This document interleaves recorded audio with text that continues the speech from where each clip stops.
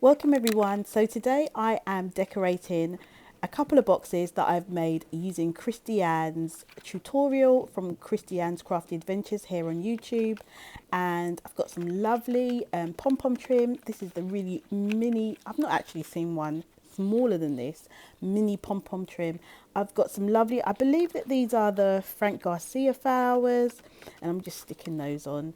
And I have die cut the word sparkle using a die from I think it's the Rose collection from Crafter's Companion. Yeah, I think that's what it is.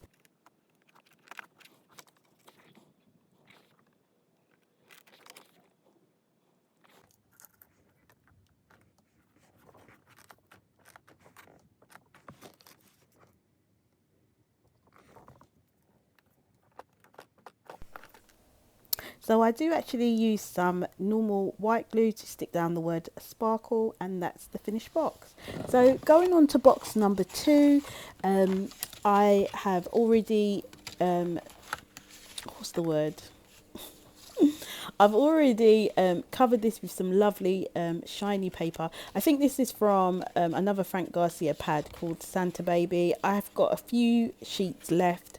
So this is going to be a shaker box, excuse me, a shaker box, and I've just used some acetate with some foam, and I've just lined that so to create a frame so that I can put my sequins in. So, and I'm using some Frank Garcia Christmas sparkle paper in the background. Do you guys remember that I got this from the lovely Deborah Holdforth? She sent me a lovely package with these gorgeous sparklers in it. Sparkles, sorry. My daughter calls them sparklers. So I never know how much to put in there. So I've put a good amount, and I've already put some hot glue, and I'm just sticking that down. So I actually do go back and use some white glue. White glue is my favourite, but I thought for the video it would be quicker to use hot glue.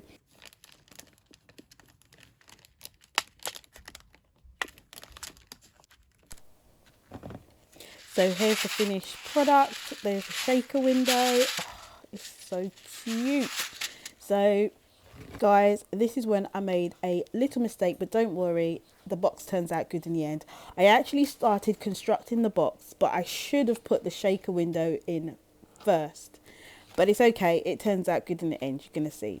So just make sure you line up all your corners, and then I've affixed it off screen, and there you go. This is the finished product. I think it's super cute. I love it.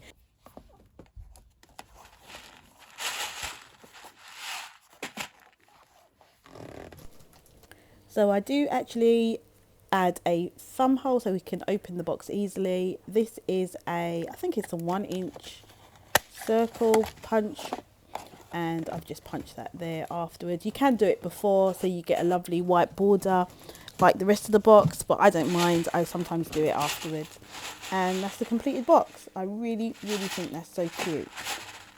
I don't know, I might add a little bit around the edge of that one, maybe a little you know, chipboard piece or something. So these are the 3 boxes that I have made. This is one I made earlier, and I used some of that fake snow in there. And inside I have 4 little mini boxes. Christiane shows you how to make different variations for the inside. I'm going to add some sequins and little bits in there. And yeah, thanks for watching guys, and I'll see you in the next video. Bye.